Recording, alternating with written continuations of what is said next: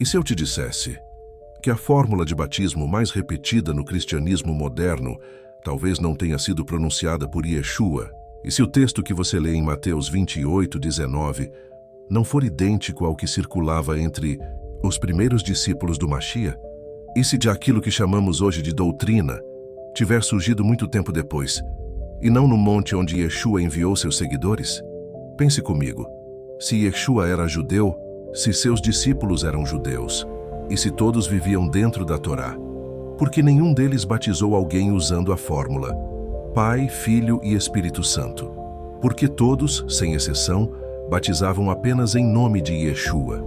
Porque em todo o livro de Atos, nenhum apóstolo utiliza a fórmula trinitária?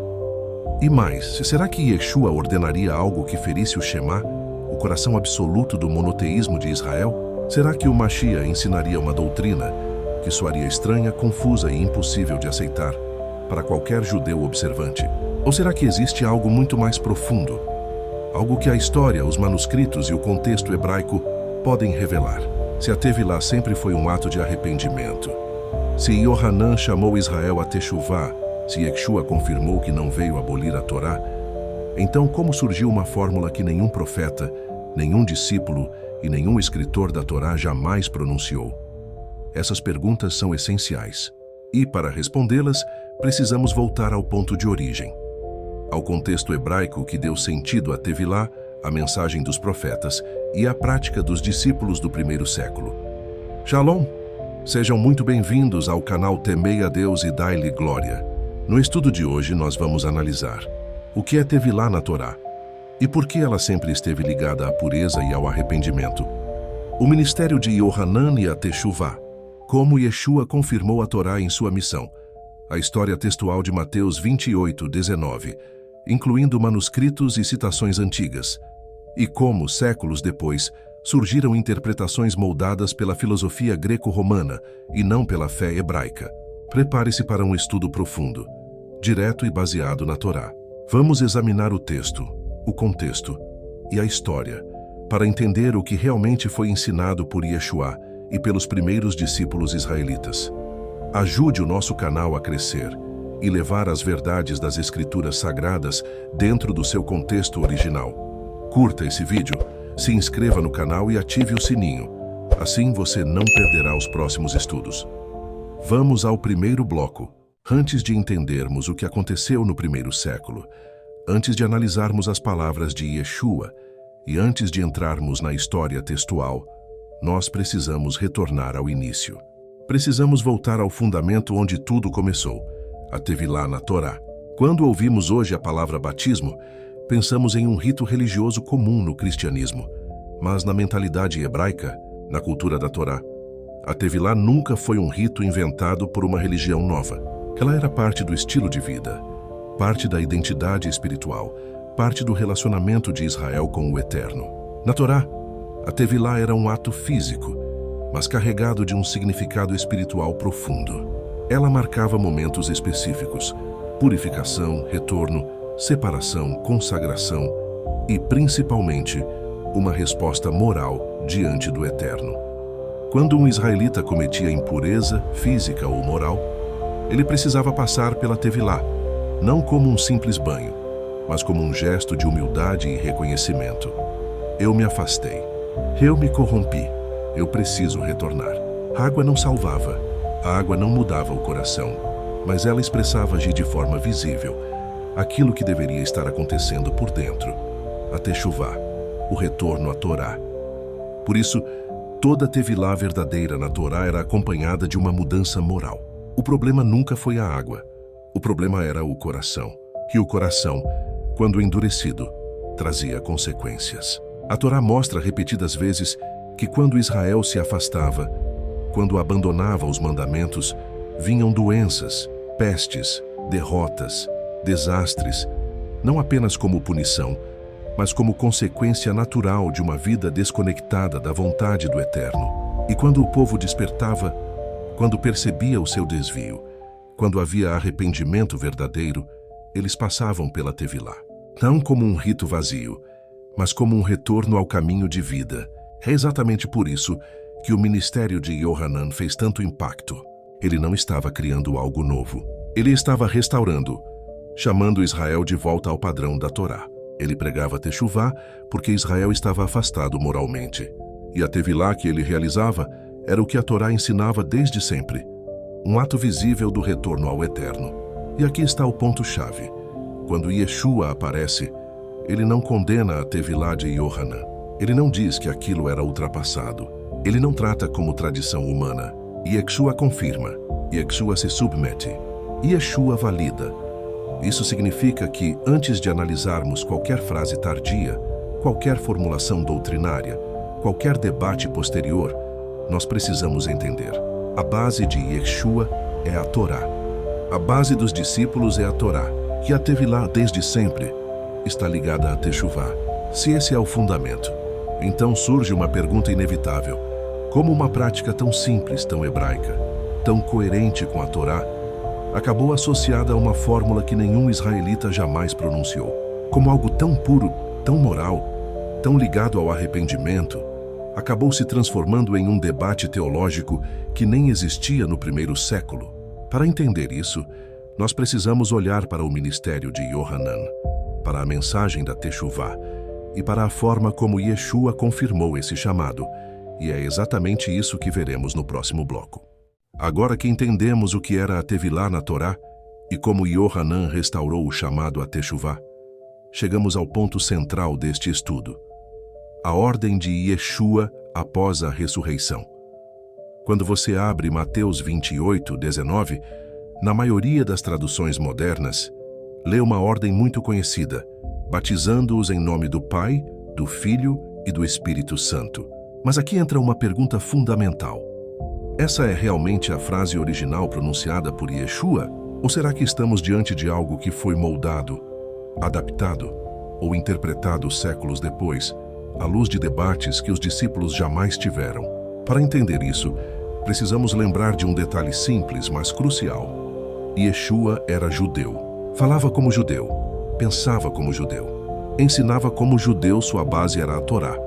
E o fundamento da fé de Israel é o Shema. O Eterno é um. Então pare e pense. Por que um judeu observante, fiel à Torá, ordenaria uma fórmula que soaria estranha, desconfortável e até mesmo inadmissível para qualquer israelita do primeiro século? E mais importante, se ele realmente tivesse ordenado essa fórmula, por que nenhum apóstolo a utilizou?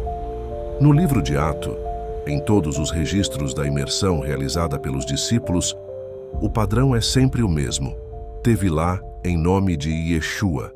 Sem exceção, sem variação, sem fórmula trinitária. Isso não significa que eles estavam desobedecendo. Isso significa que eles estavam obedecendo exatamente o que ouviram.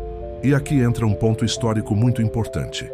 Antes das doutrinas e concílios dos séculos seguintes, antes da teologia greco-romana, antes da sistematização posterior, os discípulos tinham uma fé hebraica, direta, simples, coerente.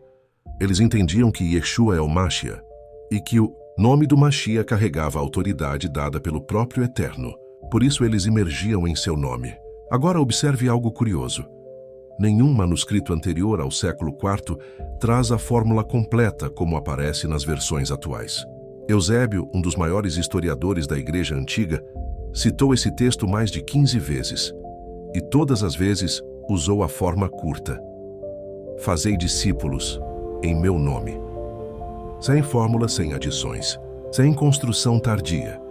Isso significa que podemos afirmar com 100% de certeza? Não, mas significa que existe sim uma linha histórica muito forte, apontando para uma forma mais simples do texto, uma forma mais coerente com o contexto hebraico, a prática dos discípulos e a fidelidade ao Shema. E mais importante ainda, significa que a ordem de Yeshua, antes de ser uma frase litúrgica, foi um chamado ao discipulado, a continuidade da mensagem, a restauração trazida pelo Mashiach. Mas para entendermos como essa suposta fórmula trinitária começou a surgir e como filosofias externas influenciaram a leitura do texto, precisamos voltar à história. Precisamos olhar para o que aconteceu depois dos apóstolos, para os séculos onde a fé hebraica começou a ser moldada por outra mentalidade. E isso é o que veremos agora no bloco 4. Compreender o que aconteceu depois dos apóstolos é essencial, porque foi justamente nesse período que a fé hebraica anunciada por Yeshua começou a ser reinterpretada por pessoas que não eram judeus, não entendiam o contexto da Torá e não tinham ligação com o pensamento de Israel. Depois da geração apostólica, o centro da fé começou a migrar lentamente de Jerusalém para cidades profundamente influenciadas pela filosofia grega, como Alexandria, Antioquia e Roma.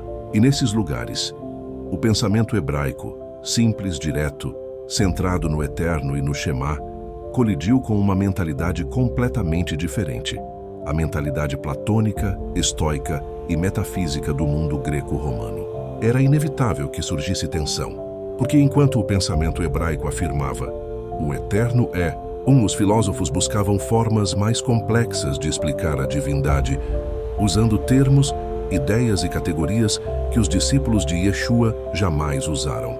É nesse contexto que surgem nomes como Justino Mártir, que, embora estivesse defendendo sua fé diante de judeus, começa a usar conceitos filosóficos gregos para tentar explicar aquilo que a Torá explica de forma muito mais simples.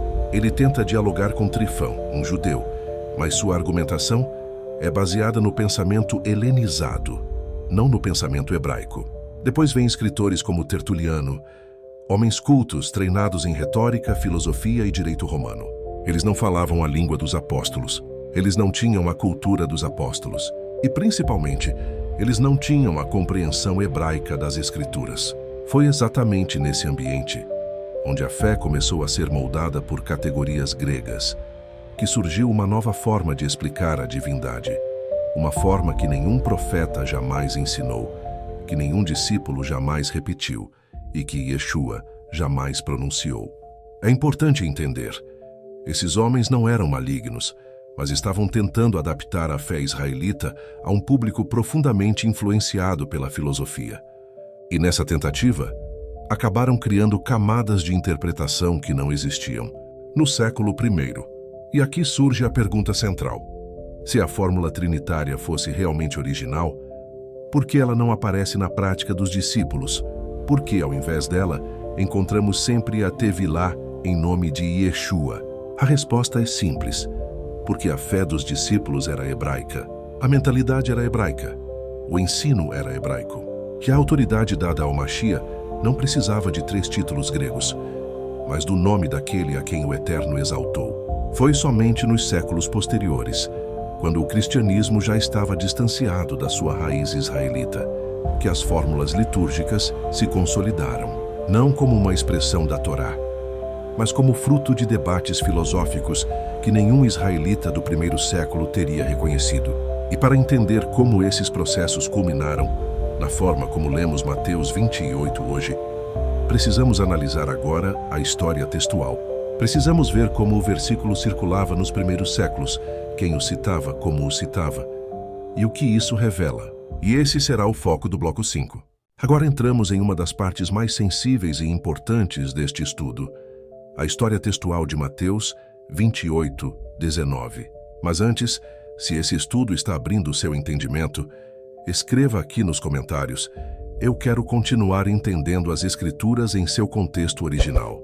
Curta esse vídeo, se inscreva no canal e ative o sininho, compartilhe essas verdades e ajude a espalhar as verdades das Escrituras. Agora pense comigo, porque antes de defendermos qualquer interpretação, antes de adotarmos qualquer doutrina, precisamos fazer uma pergunta simples: o que realmente era lido pelos discípulos, pelos primeiros líderes e pelos primeiros historiadores?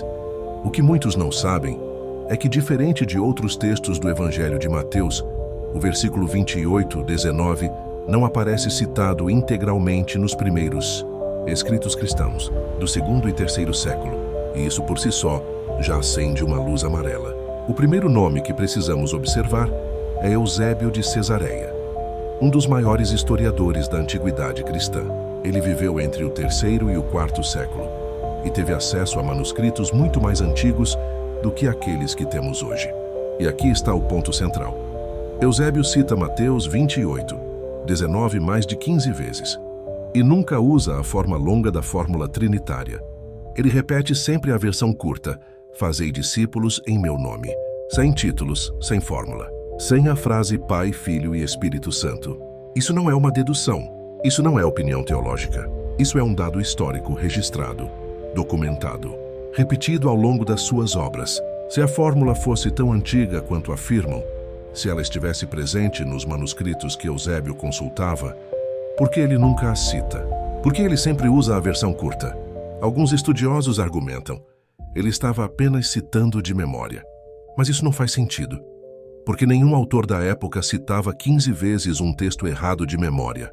E muitos desses usos são em contextos formais, escritos com precisão, não em falas improvisadas. Agora, existe outro ponto ainda mais relevante. Nenhum escritor cristão dos 2 primeiros séculos cita a fórmula trinitária como aparece nas Bíblias modernas. Nenhum. O silêncio é absoluto. E o silêncio, nesse caso, fala muito. Então surge uma pergunta inevitável. Seria possível que a fórmula longa tenha entrado no texto em um período posterior, quando debates sobre a natureza de Deus e do Machia já estavam em pleno desenvolvimento? A história sugere que sim. E não porque há má fé, mas porque a forma como as escrituras circulavam naquela época era muito diferente do que imaginamos hoje. A transmissão não era centralizada. As cópias eram feitas em diferentes regiões, e a influência doutrinária aumentava a cada século. Agora junte isso a outro fato. Todos os batismos do livro de Atos são feitos exclusivamente em nome de Yeshua. Nenhum apóstolo, absolutamente nenhum, usa a fórmula trinitária. Se a fórmula fosse realmente pronunciada por Yeshua, os discípulos não a teriam ignorado. Muito menos teria sido completamente silenciada em 3 décadas de prática apostólica. Assim, quando observamos a prática dos discípulos nas citações de Eusébio, o silêncio dos primeiros séculos e o contexto hebraico da mensagem, a conclusão se torna clara. Existe sim forte evidência de que a forma longa de Mateus 28:19 não era a forma original do texto. E se isso é verdade, então precisamos voltar à pergunta essencial. O que Yeshua realmente ordenou aos seus discípulos? E como essa ordem se encaixa na fé hebraica, no Shema e na missão do Machia?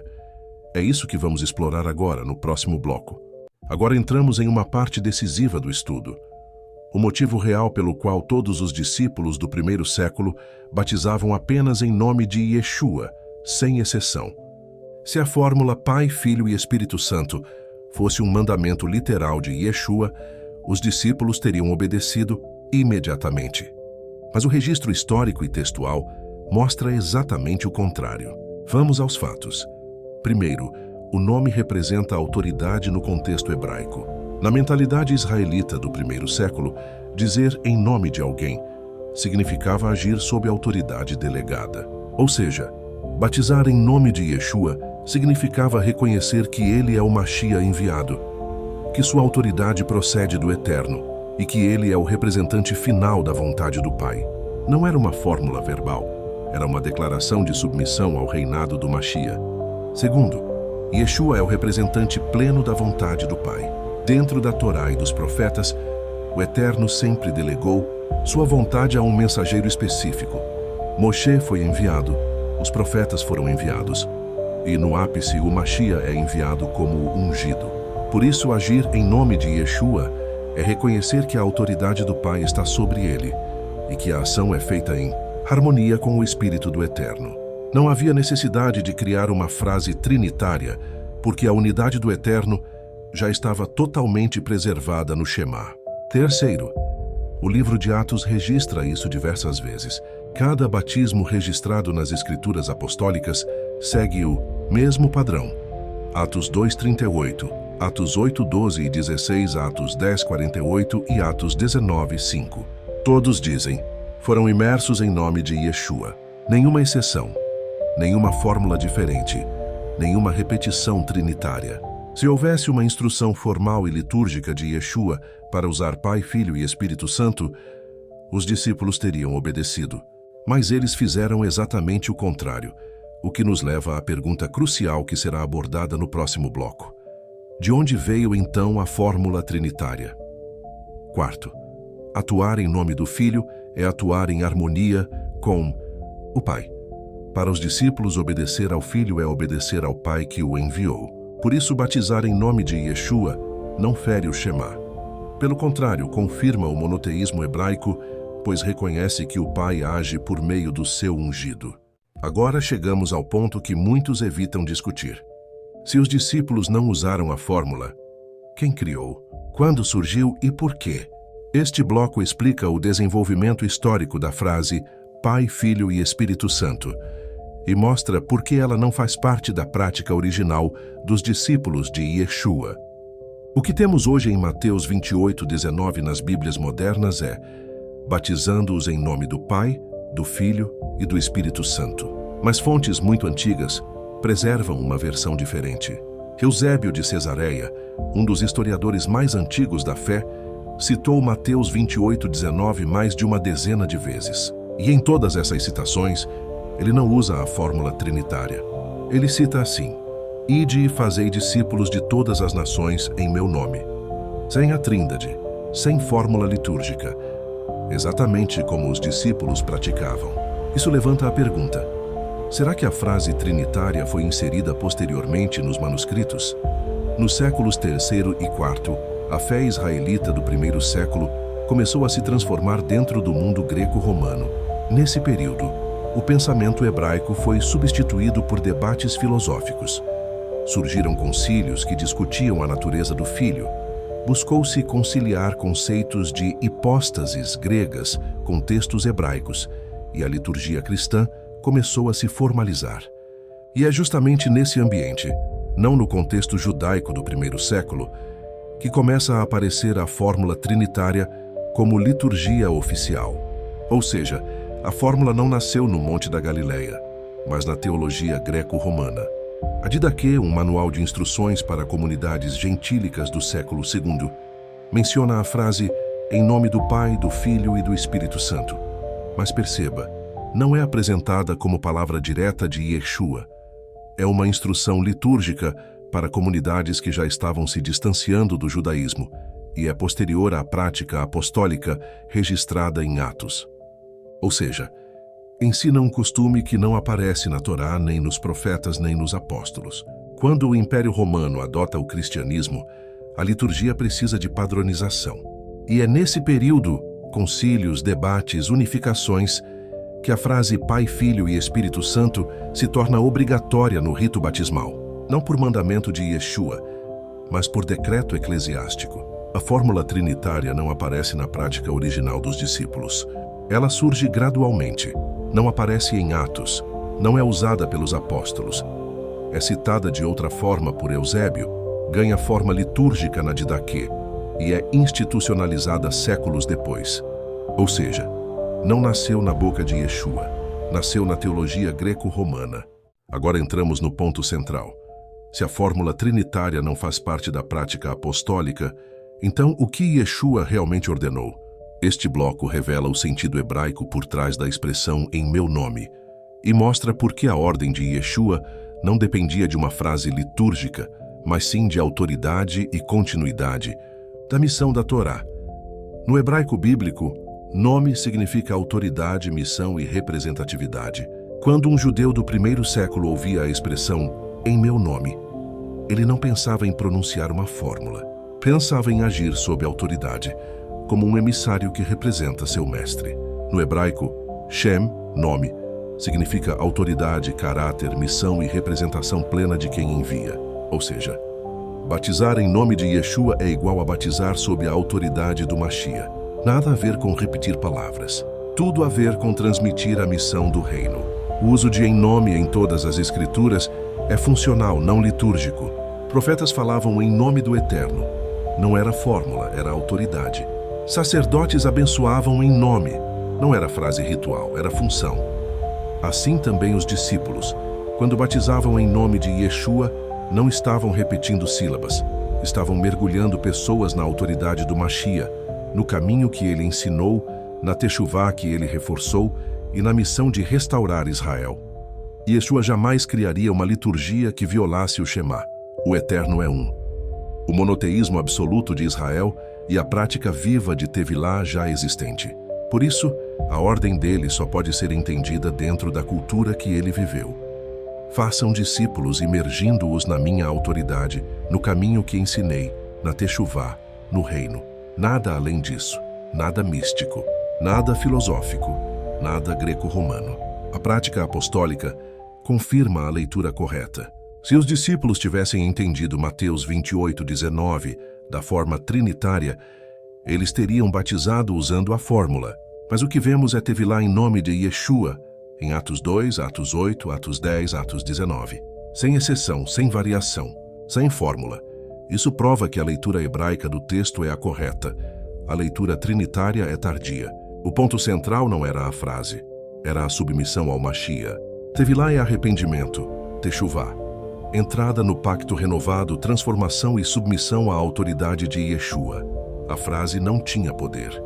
A autoridade de Yeshua tinha o que Yeshua ordenou. Em Mateus 28:19 foi totalmente judaico, coerente com a Torá e alinhado com a prática apostólica. Agir na autoridade do Mashiach, ensinar o caminho da vida, conduzir a Techuvá e mergulhar pessoas na aliança renovada, discipulando todas as nações ao Deus de Israel. Nada além disso.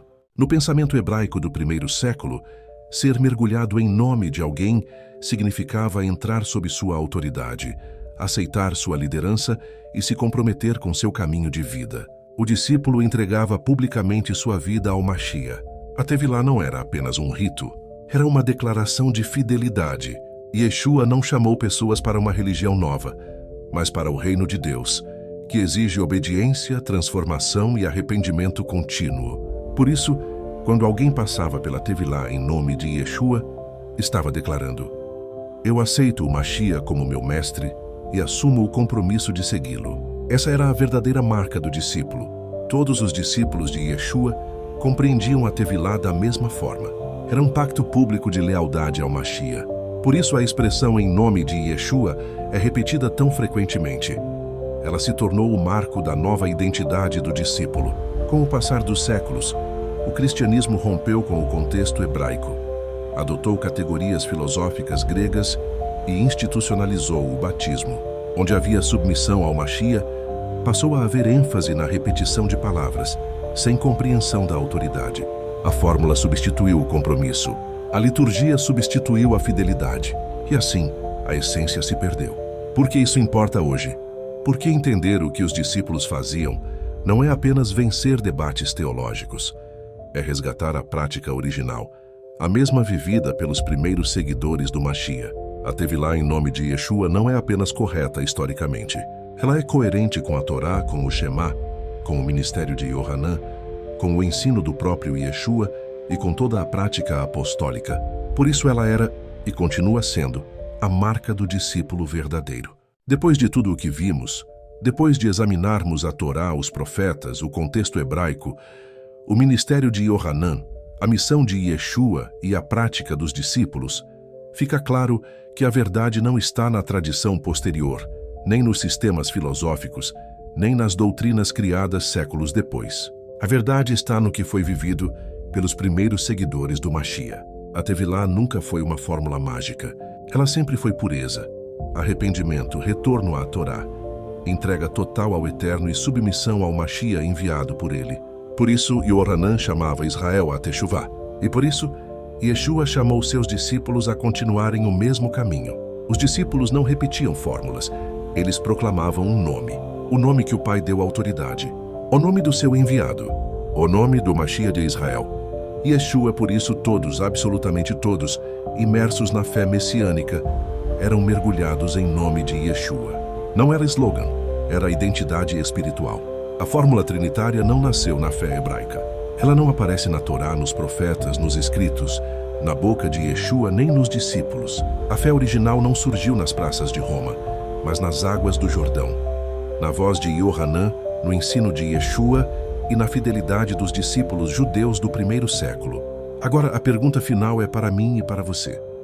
Vamos seguir a tradição posterior ou o ensinamento original do Mashiach?